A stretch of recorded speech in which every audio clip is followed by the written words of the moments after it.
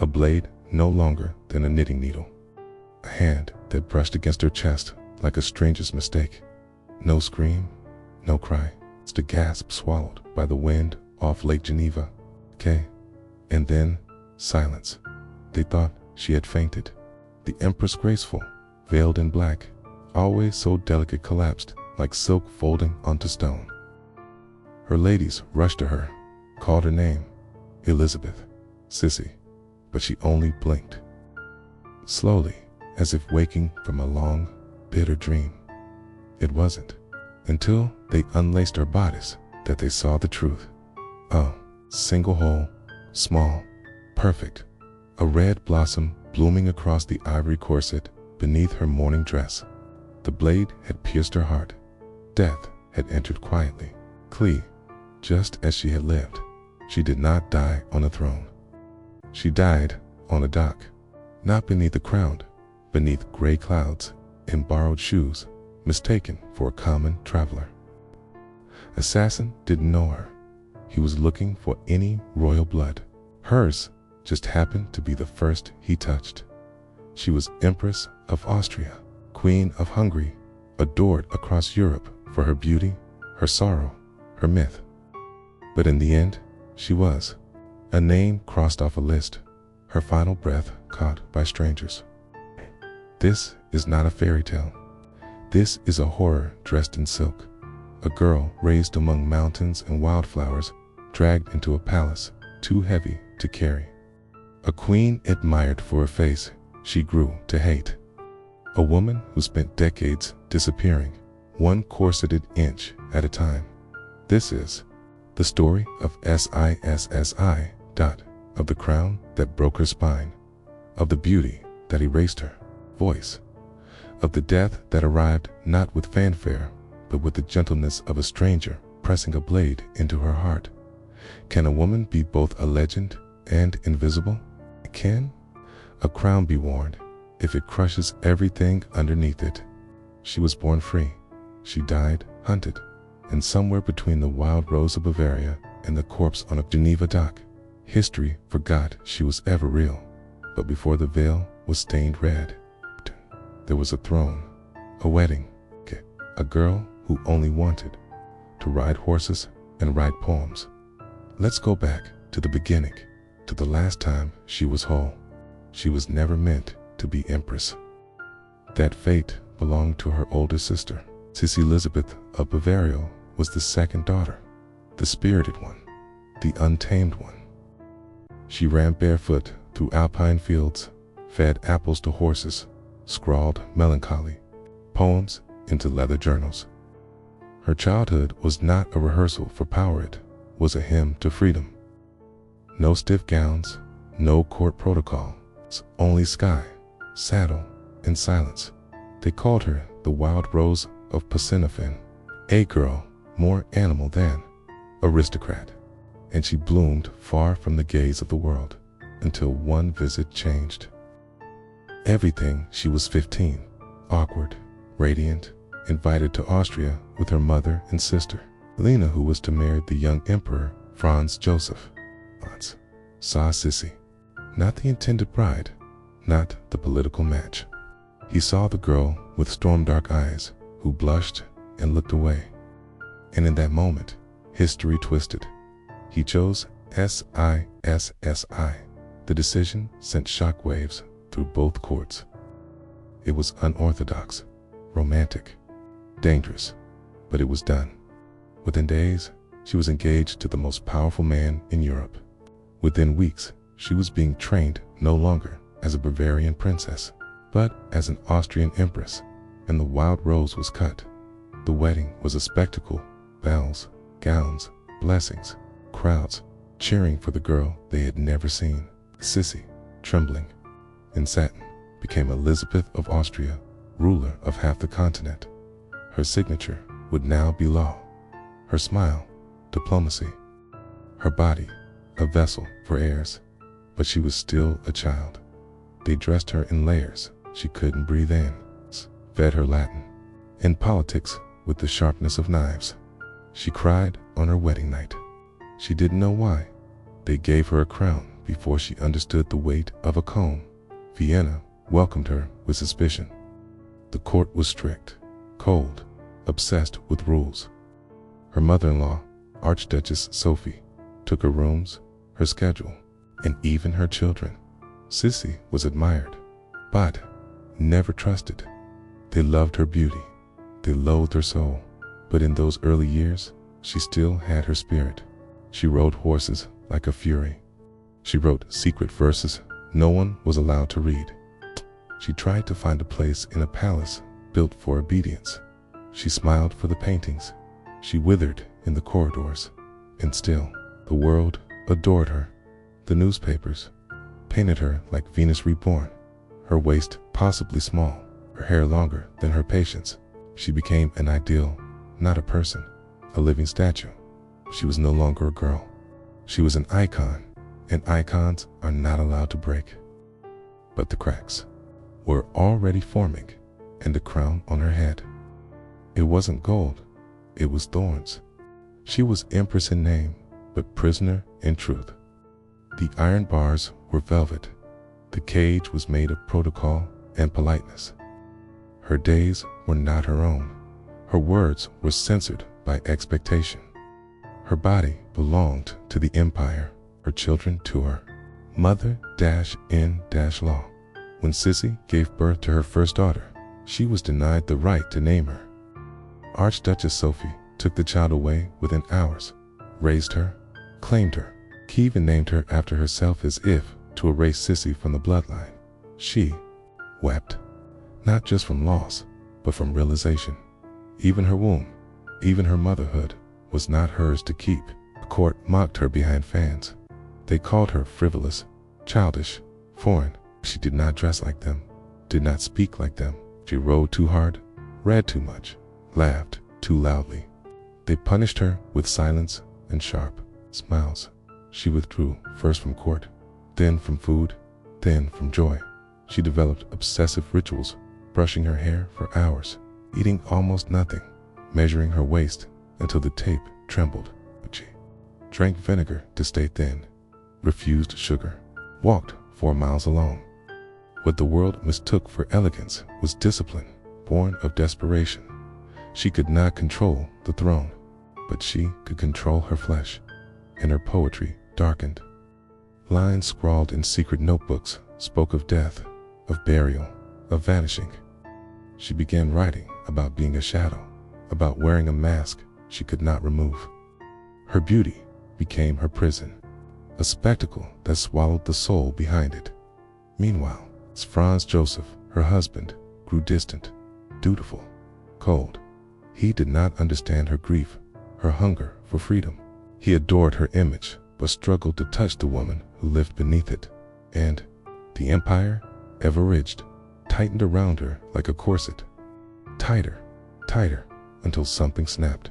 She fled Vienna, said it was for her health, said it was for the sea air. But it was for oxygen, something she had not tasted in years. She traveled endlessly, Greece, Madeira, Corfu. Her absences lengthened. Her letters grew colder. She preferred storms and silence to court ceremonies and gloved lies. She had been made into an empress, but she had never been allowed to be Elisabeth. This was the turning point. The world still adored her face, but she had already vanished behind it. And when she returned, older, thinner, veiled in black, they barely recognized her at all. Death had been circling her for years, but in 1889, it finally sank its teeth into her soul. Her son Rudolph, the crown prince, was found dead at Merling, alongside his 17-year-old mistress, a murder-suicide.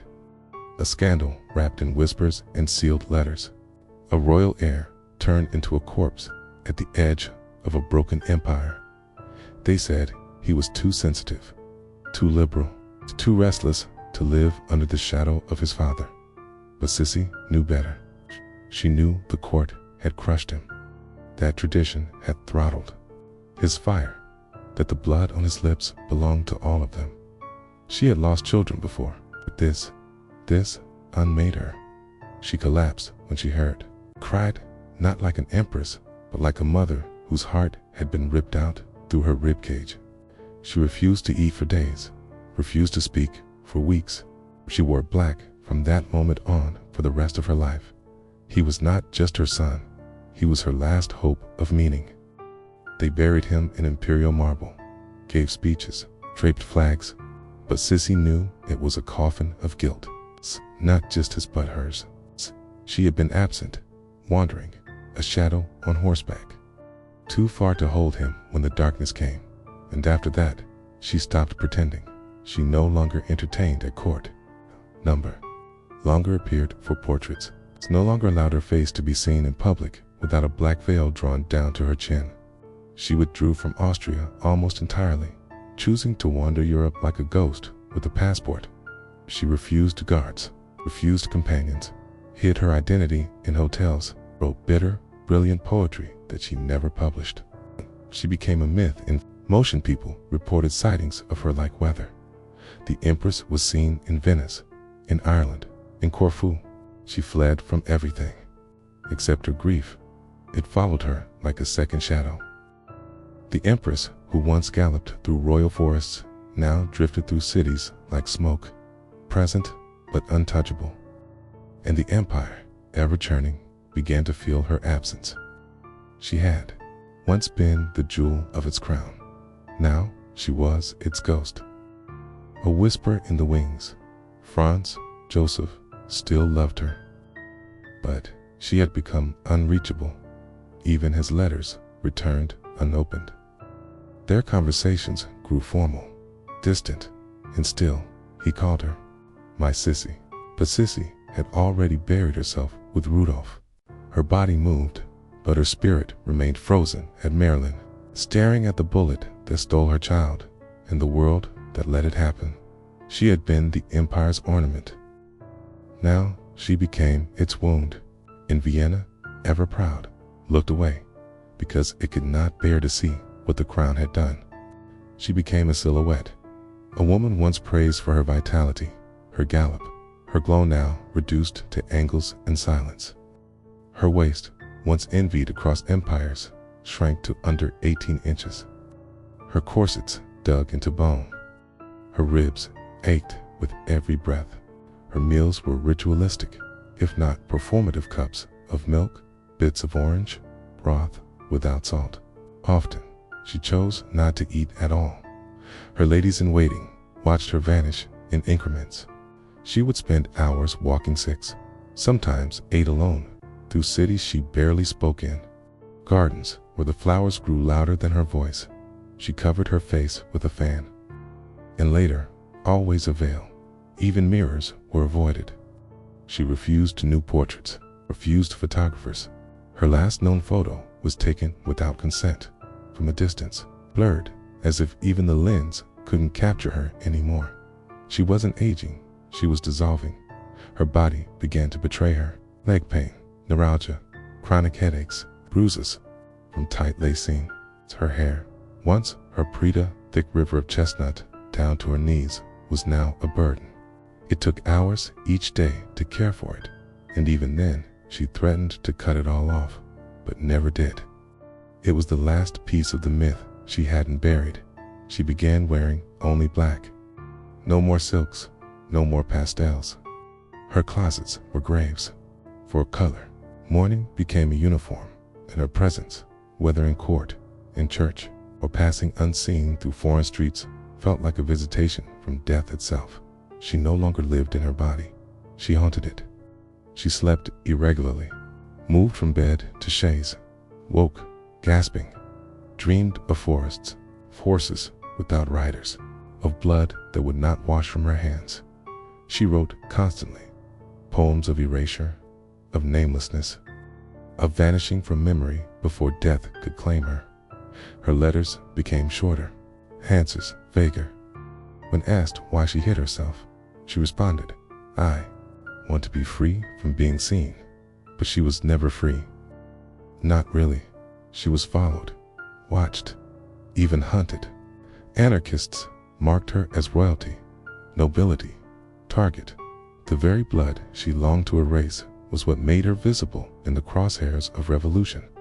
She had been made an icon, but icons cannot breathe. They crack, they crumble, and she did, softly, politely, in whispers.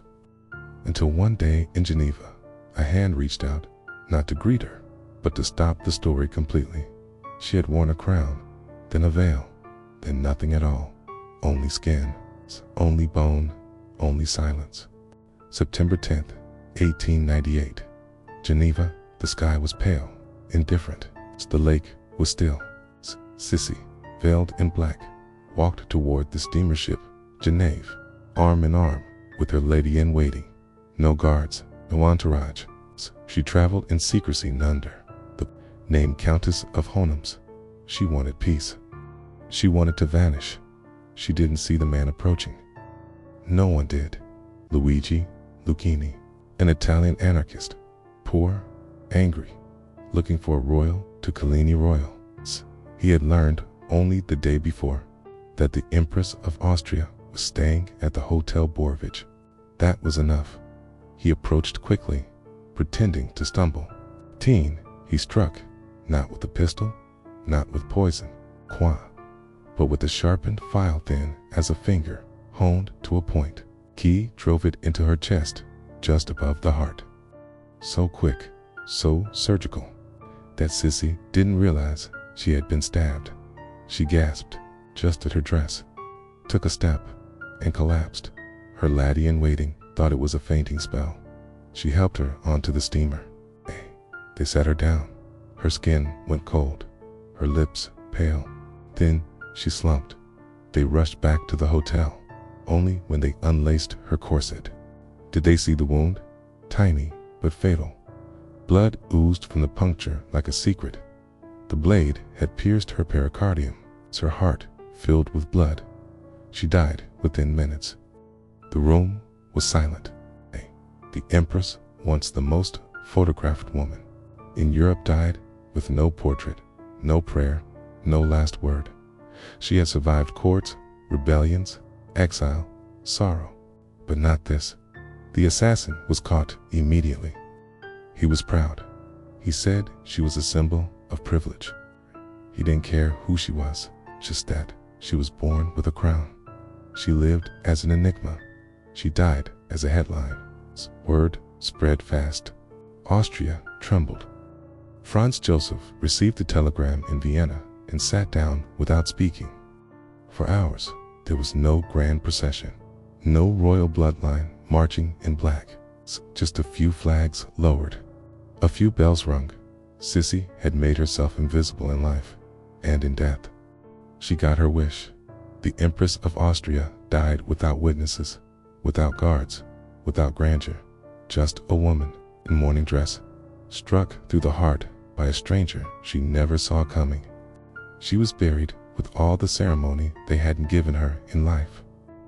Draped in state robes she hadn't worn in decades, encased in a silver coffin, placed in the imperial crypt beside her son. Rudolf, whose death had never truly left her. The world mourned her as a symbol, not as a woman. Not as Elisabeth. The austro-hungarian court donned black, but few cried. They had feared her more than loved her. The Empress had become a shadow long before Geneva's apparition at court. Myth and mourning, a name whispered behind drawn drapes. Now, with her gone, they polished the mask one final time and placed it beside the throne. She vanished as she had lived unreachable, understood, carefully embalmed in myth. The papers printed her name again, Elisabeth of Austria, assassinated by an anarchist's blade. But no one printed the poems she left behind. No one quoted her verses. No one read the lines where she begged for silence, for vanishing, for an end that would feel like peace. Her assassin, Lucchini, was imprisoned, then took his own life in a cell. They burned his journals, buried the weapon, erased the incident from the streets of Geneva, save for a small plaque, single sentence carved in stone. Tourists pass it, few stop. Even her murder was eventually forgotten. But the tragedy didn't end in marble. Sissi had become legend, romanticized, flattened, resurrected. They made operas, novels, musicals. They turned her starvation into fashion, her grief into soft, focused glamour, her silence into beauty. She became a porcelain figurine in gift shops, a tiara in museum glass. Her image smiled from chocolates and postcards, but her truth stayed buried. They mourned the empress, but no one grieved the woman who bled beneath the velvet. Franz Joseph visited her tomb often, said little, wrote nothing. He would outlive her by 18 years. When he died, they buried him beside her, the monarch and the myth, the throne and the ghost, and the empire they once ruled, collapsed within 2 decades, swallowed by war, revolution, and memory. Now, only dust walks the halls of Schönbrunn. Only tourists in soft shoes whisper through the gardens of her youth. But sometimes, in the quiet between footsteps, you can feel it, the echo of a woman who refused to be seen until she could no longer be ignored. What does it mean to be crowned and still crave disappearance? To be loved by painters and hated by mirrors? To walk in jeweled halls and feel every stone press like a bruise? Sissi's story is not one of power but of escape. She was not a ruler who ruled.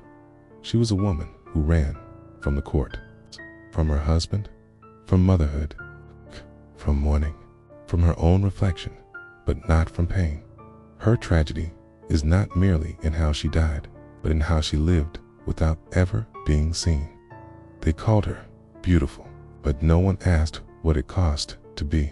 Elisabeth became a shrine to contradiction, an empress who hated crowns, a mother who lost her son, a wife who loved silence more than touch, a woman adored by millions, but known by none. Even in death, she resisted being made simple.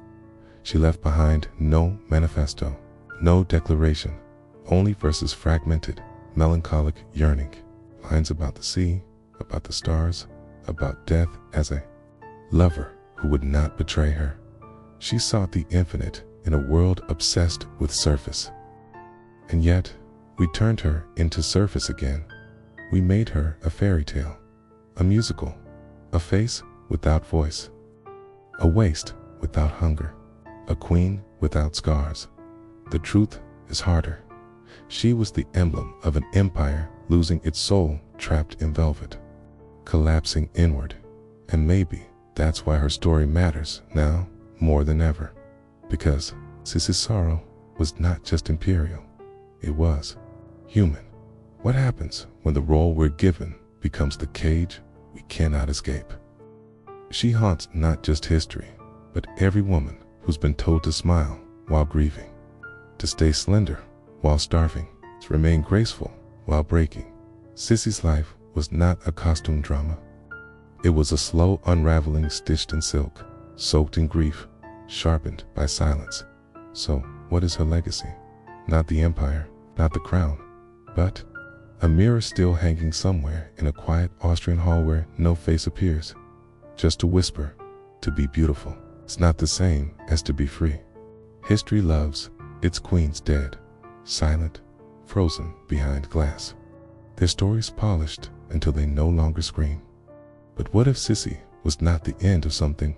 What if she was the beginning of a pattern? Because she was not the only woman crushed by court, not the only empress who starved herself to be worthy, not the only mother whose child died under the weight of expectation, not the only wife who slept beside a throne colder than marble. What if every empire carries its own buried queen, dressed in sorrow, crowned in silence? Marie Antoinette laughed in Versailles and bled in a gutter. Alexandra of Russia bathed in diamonds before the bullets came. Diana smiled for cameras before the crash. And Sissi, she fled. Then she was hunted, then turned into lace and legend, sold beside souvenir snow globes. But beneath the myth lies a thread, a warning that power does not protect its women. It parades them, possesses them, and when they fracture, it calls them tragic. and moves on. What do we call a throne that only breaks its brides? Perhaps it's not madness, it's not sorrow, not frailty. Perhaps it's a kind of curse stitched into every royal scene. Not all of them bled in public, but all of them, somehow, were sacrificed to an idea, to an image, to a nation that wanted their grace more than their truth. So the question is no longer what happened to Sissi. It's how many more must wear the crown before we hear them cry beneath it. No coronation robe, no funeral hymn, no last words carved in marble. Just a breath, just a blade, just the sound of silk folding around her heart as the world failed to catch her one last time. They say she didn't even realize she had been stabbed, that she walked several steps down the pier before collapsing, that the corset hid the blood, that her body was so trained to endure. It mistook death for another ceremony, but maybe that was her truth all along. A woman whose soul had been bleeding long before the knife arrived.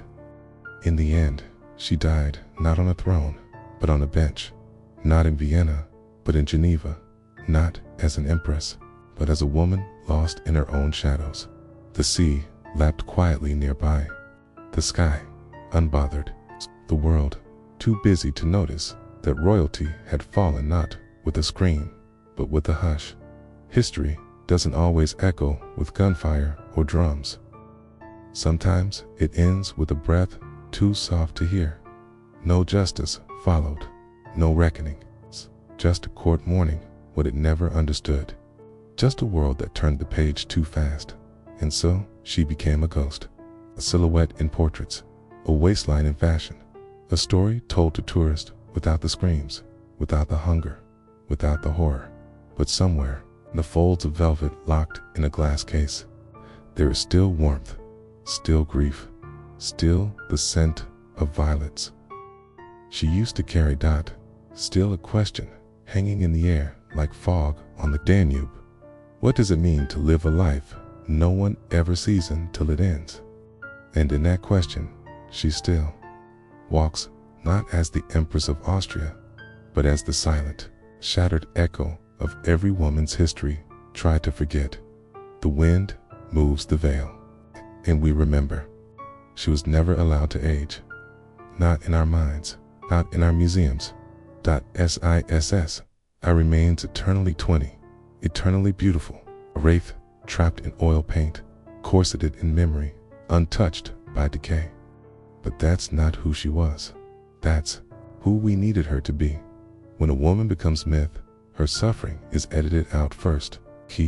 We built a legend to protect ourselves from the truth.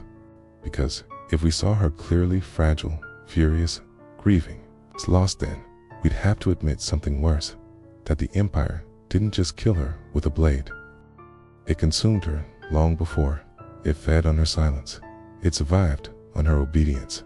It paraded her body like a relic, then ignored her mind like a ghost. And when she began to fracture, when her verses darkened, when her grief refused to hide behind etiquette, we looked away. It's easier to worship a dead queen than to listen to a living woman cry. And so, Sissi was reimagined. In film, she giggles. In novels, she dances. Souvenirs, she sparkles. But the diary entries say otherwise. They speak of despair, of rot, of wanting to vanish into the mountains and never return. They speak of a woman who wanted to die, not because she hated life, but because life, as they gave it to her, was never hers to begin with. And that's the legacy we buried. Can a myth be kind? When it begins with erasure. Sissi, the myth, is adored, but Sissi, the woman, she is still waiting in the folds of forgotten poems, in the locked drawers of Habsburg palaces, the places where mirrors are covered and memories bleed. And if you truly want to remember her, then speak her name without perfume, without fantasy, without royalty. Speak it with grief. Let it tremble.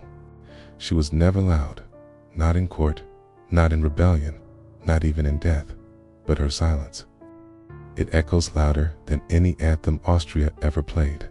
It seeps through palace walls. It clings to the velvet of thrones. It waits in the corners of gilded mirrors, where a woman once stood and asked herself, am I more than what they dress me in? What if royalty is not glory, but a cage made of etiquette and diamonds? The Sissi story is not just about a queen who died. It's about what we do too. Women who won't bend, who think too much, who feel too deeply, who won't perform the part written for them. We praise their beauty, then punish their mind. We admire their grace, then exile their grief. We crown them, then crucify them, smiling, always smiling, for portraits will later hang in silence. How many Sissis still walk beside us unseen, unheard, unraveling beneath the weight of their own legend? The world today claims it has no more empires, but it still builds cages. It still rewards obedience and crucifies emotion. It still fears the woman who writes her own story, and it still sells tragedy wrapped in tiaras. Sissi's silence was never submission. It was resistance, refusal to give them the drama they wanted, a final act of ghostly control. She did not scream, so we filled in the silence with fantasy.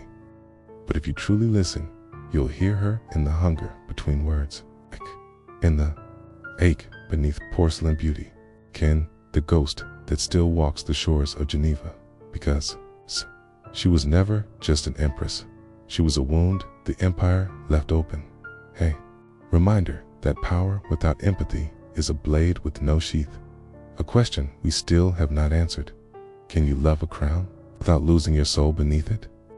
And until we answer that, she will never rest. She will walk veiled, silent, watching through every palace we pretend is paradise.